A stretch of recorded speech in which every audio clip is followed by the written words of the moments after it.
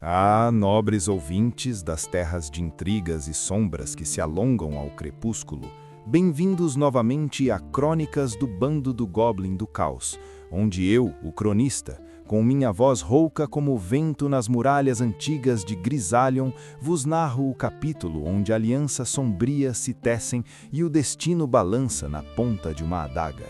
Sentai-vos junto à lareira, enchei vossas taças com o vinho forte das vinhas de Montanha Vistosa, e ouvi com o coração em sobressalto, pois esta crônica se desenrola, como o lento desenrolar de um pergaminho amaldiçoado. Prossigamos. Oh, ouvi, enquanto Thomas, o Goblin Travesso, e as Colobotes, Carmila e Zana, as mães adotivas de coração feroz, se divertem comprando no mercado público da cidade de Montanha Vistosa, na grandiosa Praça das Mercadorias Reluzentes, com suas barracas de joias, tecidos encantados e especiarias das terras distantes. Gorpo, o anão ferreiro de barba flamejante, reforça a carroça com novos apetrechos, placas de aço reforçado, ganchos ocultos e rodas pantaneira para trilhas traiçoeiras. Rômulo, o astuto idol, reconhece as potenciais finanças da região, os ricos mercadores da Rua das Moedas de Ouro e os nobres da Colina dos Senhores, para negócios honestos ou algo mais escuso, se o destino assim ditar. Mas Jazão, o sábio cartógrafo, está encantado com as anotações e o metal da intenção, estudando-os do amanhecer ao anoitecer incessantemente, na penumbra de um armazém alugado pelo bando para sua estadia mais discreta. Não deixe que as palavras daquele humano louco perfurem o cérebro e o enlouqueçam, pois a ciência obscura é assim mesmo. Ela encanta o ouvinte e o seduz com potencial poder, depois o destrói em meio à sua própria loucura. Alertou Gorpo, preocupado com seu amigo, batendo o martelo com força no chão. Sim, amigo anão, é muita coisa escrita aqui com tão poucas palavras, mas eu tomarei o máximo de cuidado e espero que você continue guiando meus passos nesse estudo, respondeu Jazão, aceitando de pronto o conselho sábio de seu companheiro. Longe dali, entre Loromim e a fronteira de Valdória, pela trilha das sombras eternas, uma sombra ainda negra age na multidão. O caçador, com olhos brilhantes, que veem no escuro, já descobriu o fim trágico da equipe do rei. Seguindo as pistas do bando, ele também esteve nas ruínas fumegantes da torre de Lacotul e viu tudo lá, os horrores carbonizados, junto com as crianças agora libertas de uma não-morte profana. Então, no anoitecer, um corvo negro partiu daquelas terras longínquas para a cidade-mãe de Valdória, Grisalion, com uma missiva que iria mudar os rumos de 2 reinos. Ao amanhecer, a missiva é entregue nas mãos do rei cruel de Valdória, que ao terminá-la, treme em seu trono negro com o maior medo que um rei pode ter em vida, a possível perda do seu próprio trono. Eles continuam vivos, a sua guarda de caçadores não, mas os temores de Vossa Majestade são reais. Se Talassar a conseguir, como poderemos matar o que já está morto? O bando destruiu a torre e não sabe de mais nada. Nessas horas, meu rei, lembre-se, o inimigo de meu inimigo será meu amigo, mesmo que ele também seja meu inimigo. Lia-se na mensagem do caçador.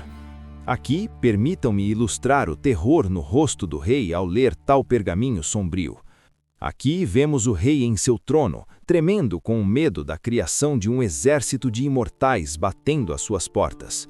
Então, numa certa tarde muito calorosa, após o bando ter conseguido se ajeitar melhor no armazém alugado, bem pequeno, às margens da estrada principal da cidade de Montanha Vistosa, um armazém entre sombras esquecidas e escondido entre as árvores da Colina Verde, onde ocultaram sua carroça e pertences das vistas curiosas, resolveram sair para um banho de rio no rio cristalino das colinas e se divertir com um belo piquenique campal. Foram momentos alegres, recheados de comida e bebida para distração de todos.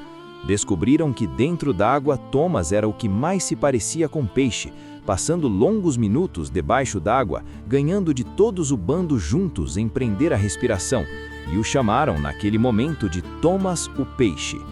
Contentes, voltam para sua residência provisória, onde, estarrecidos, encontram sua sombra perseguidora, os esperando sentado numa cadeira bem em frente à entrada do armazém, depois da entrada. Não havia sinais de arrombamento nem cheiro no local, era como uma sombra verdadeira e mortal. Todos reagem instintivamente, as colobotes lançam seus dardos com ferocidade inumana. Rômulo e Jazão disparam suas machadinhas escondidas. O anão Gorpo arranca a porta do armazém e a lança como um projétil. Em segundos, acompanhada por bombas ácidas e fumaça de Thomas, que sai correndo em disparada com suas 2 adagas em mãos em direção do oponente.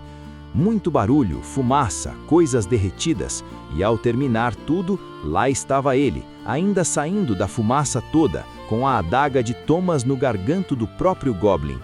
Hoje eu vim para conversar e não caçar. Vi o que fizeram na torre e não condeno ninguém, mas o serviço ainda está incompleto. A fórmula e os livros originais ainda estão na posse do rei de Talassara. Minha proposta, por ordem do rei de Valdória, é que vocês destruam todo o material, em troca do perdão e esquecimento do rei de suas condenações.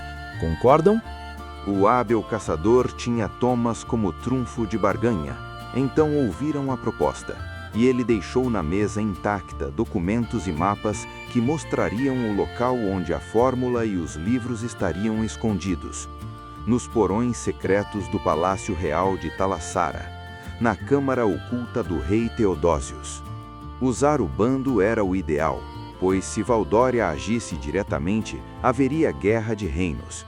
Mas se um bando tentasse, ninguém suspeitaria, especialmente se ainda fossem procurados pelo próprio rei de Valdória. Assim que Rômulo, praticamente sem escolha, consentiu à ideia, aprovado pelas colobotes e por Thomas, que com uma adaga no pescoço não teria como negar, uma fumaça e clarão se deu no aposento, e, como mágica, o caçador sumiu. Vocês ouviram, ainda não acabou. Temos de pôr um final nessa loucura toda. Isso pode piorar e virar uma grande guerra de reinos, pior que a Santa Cruzada, disse Carmila, preocupada. Um rei que despela seus nobres e faz deles casacos não é um bom rei, e um mau rei nunca se dá para confiar, alertou Thomas, lembrando o que passaram até então. Vamos confiar, desconfiando, e seguiremos um caminho seguro, finalizou sabiamente Rômulo daquele impasse. Enquanto Gorpo consertava a porta arrancada, o bando lê, na medida do possível, todo o material deixado pelo caçador sombrio de Valdória, e estipula um plano dos mais ousados até agora: invadir o Palácio Real de Talassara, destruir a fórmula e os documentos da criação de mortos-vivos e ainda sair de lá mais vivos do que nunca. Agora não era questão de apenas sobreviver, mas de continuar sobrevivendo, pois sabiam do sofrimento que seria se tudo falhasse, e só quem nasce na falta das coisas valoriza aqueles que também pouco têm, e se houver uma guerra, até o pouco que eles têm será tirado. No dia seguinte, o armazém está fechado, e ninguém mais mora no local, que foi consertado da última batalha. O bando está com os pés na estrada, todos na carroça silenciosos, inclusive um certo Goblin que ainda não aceitou a ideia de ter sua própria adaga no pescoço.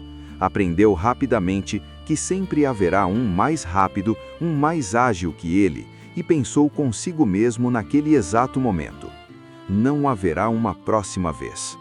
Aqui, vede o momento em que o Goblin sente a lâmina em sua própria garganta.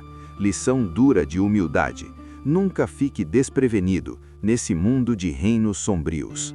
Ah, nobres ouvintes, quando o inimigo oferece a mão, é para segurar uma adaga nas costas. Até a próxima crônica. Que os deuses vos guardem das sombras que barganham com reis e goblin, e que Selene nos mande a dádiva de uma lua alta, clara e formosa, para nosso próximo encontro. Boa noite, viajante. Que seus caminhos nunca cruzem com estranhas sombras que se movem na escuridão, ou terão de fazer pactos diabólicos que podem lhe trazer uma terrível maldição.